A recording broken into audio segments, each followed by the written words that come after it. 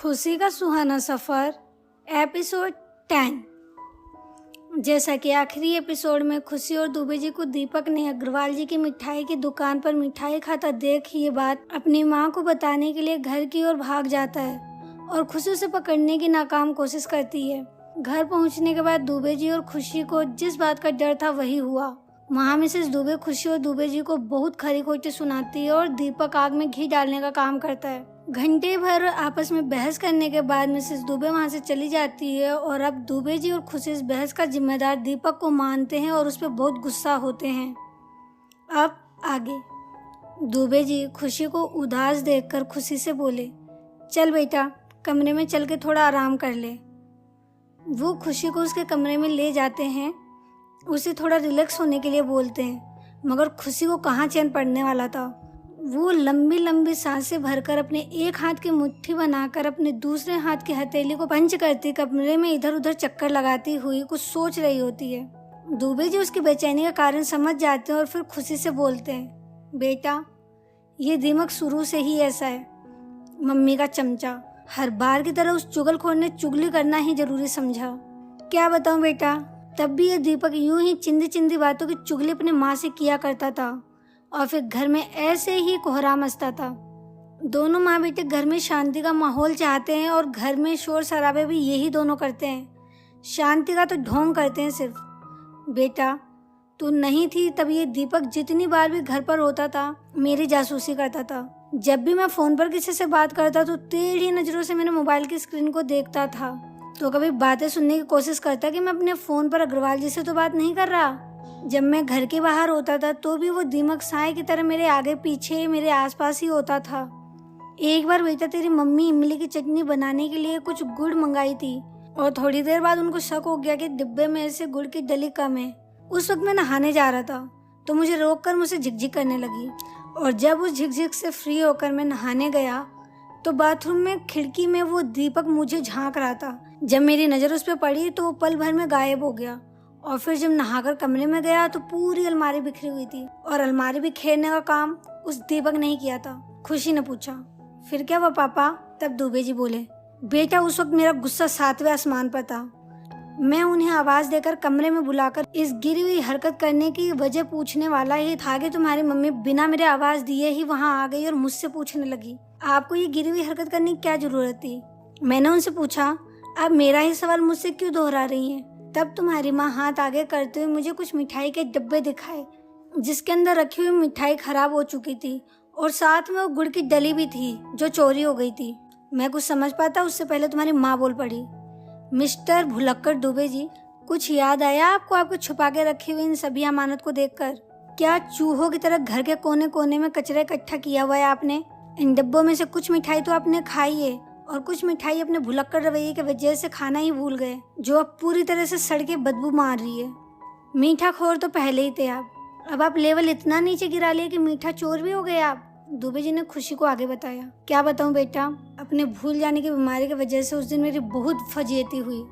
माखन चोर को तो सब जानते हैं, मगर मार्केट में मिठाई चोर की बातें सामने आ जाती थी तो लोग मेरा मजाक बना बना के मेरा जीना हराम कर देते। बेटा बस उसके बाद ही मुझे अग्रवाल जी के पास अपना 250 ग्राम वाला खाता खुलवाना पड़ा। खुशी बोले, पापा सारी स्टोरी के बीच में एक मेजर पॉइंट ये है कि आप इतना मीठा खाते ही क्यों हो? जिस कारण की वजह से आपकी इमेज पर इतना वार हो रहा है उस कारण को छोड़ देने में कितनी भी मेहनत लगे पापा, छोड़ दो आप। खुशी अपने पापा के दोनों हाथों को अपने हाथों में लेकर बोली, पापा मम्मी का डरना और उस डर की वजह से उनका आपसे लड़ना दोनों गलत नहीं है। आप हमारे लिए सब कुछ हो, आपकी वजह से घर में रौनक है, आपके बिना हम कुछ नहीं है पापा, हमारे लिए ही सही, प्लीज़ मीठा खाना छोड़ दो। वो इतना कहकर अपने पापा के गले लग गई और अब उसकी आंखों में आंसू थे। दुबे जी अपने सीने से लगा खुशी का चेहरा अपने हाथों से ऊपर करते हैं और उसकी आंखों में आंखें डालकर देखते हुए कहते हैं, इस कंसर्न को हम बाद में डिस्कस करेंगे, पर बेटा अभी तो मिसलीड हो रही है, तो टॉपिक से भटक रही है। हम उस दीपक की चुगली मतलब बात कर रहे थे हम।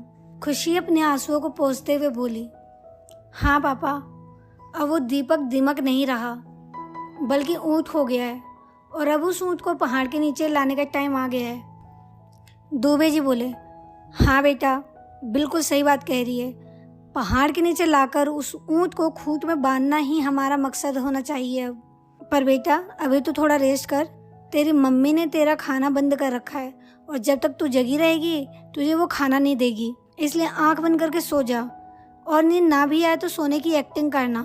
और फिर हर बार की तरह इस बार भी तेरी माँ तुझे भूखा सोता देख तुझे जगाकर अपने हाथों से खाना खिलाएगी। खाना खिलाते खिलाते 4 लेक्चर देगी। उसकी तो हम दोनों को हैबिट हो चुकी है। दोनों एक दूसरे को ताली देते हुए एक साथ बोलते हैं और फिर हंसने लगते हैं। उधर दूसरे कमरे में मिसेस दुबे बहुत दुखी और हताश अपना सर पकड़ के बैठे हुए थी। वो दुबे जी की कभी न सुधरने वाली हरकतों से तंग आ चुकी थी। दीपक कमरे में आता है और उनके कंधों पर अपना एक हाथ रखते हुए दूसरे हाथ से उन्हें पानी का ग्लास पीने के लिए पकड़ाता है। मिसेस दुबे पानी का ग्लास ले लेती है और 2 घूंट पीकर उसे साइड में रख देती है। दीपक बोला, माँ, मुझे नहीं लगता कि आज के बाद दीदी पापा का कभी साथ देगी। उनकी बातों में पश्चाताप दिख रहा था माँ, और वो सच बोल रही थी। और अब शायद पापा भी आगे से ऐसा कुछ ना करें। आप इतना परेशान मत रहो माँ, मुझे बिल्कुल भी अच्छा नहीं लगता। बेटा, हर बार इसी भरोसे के साथ बहस खत्म होती है और फिर हर बार वही भरोसा टूटने पर बहस होती है। अब तो मुझे इन दोनों बाप बेटी पर रत्ती भर भी भरोसा नहीं रहा और वो दोनों कभी सुधरेंगे भी नहीं जब तक कि वो खुद को सही समझेंगे और मैं उन लोगों की नज़रों में गलत रहूंगी। आगे मिसेस दुबे गहरी सांस लेते हुए बोली, इस घर में सिर्फ एक तू ही है जिसकी तरफ से मैं बिल्कुल बेफिक्र हूँ। एक तू ही है जो मेरी हर इच्छा, मेरी हर खुशी का ध्यान रखता है। मिसेस दुबे दीपक के दोनों गालों को अपने हाथों से थामते हुए बोली, बेटा, तू इस घर का दीपक ही नहीं बल्कि मेरे भरोसे का भी दीपक है। तू कभी कोई ऐसा काम मत करना जिससे मुझे दुख हो। आई लव यू बेटा। आई लव यू टू माँ। और मैं जानता हूँ माँ कि आप हम सबका और इस घर का कितना ख्याल रखती हैं। आप कभी भी गलत नहीं है माँ, और इसलिए मैं हमेशा आपके साथ हूँ और हमेशा आपके साथ रहूँगा। और आप मेरी तरफ से भी बिल्कुल टेंशन फ्री रहो। मिसेस दुबे हंसकर बोली, अच्छा बेटा, अब तुम जाओ और आराम कर लो। तुम्हारे पापा आए नहीं अभी तक कमरे में।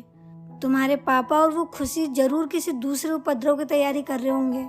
मैं देख कर आती हूँ दोनों को। दीपक बोला, ओके माँ, and please try to be happy. Deepak glass उठाकर कमरे के बाहर चला जाता है। दीपक की इस बात को सुनकर मिसेस दुबे के चेहरे पर एक हल्की सी मुस्कान आ जाती है और वो लंबी सी सांस भरती है और खुशी के कमरे की तरफ आगे बढ़ती है।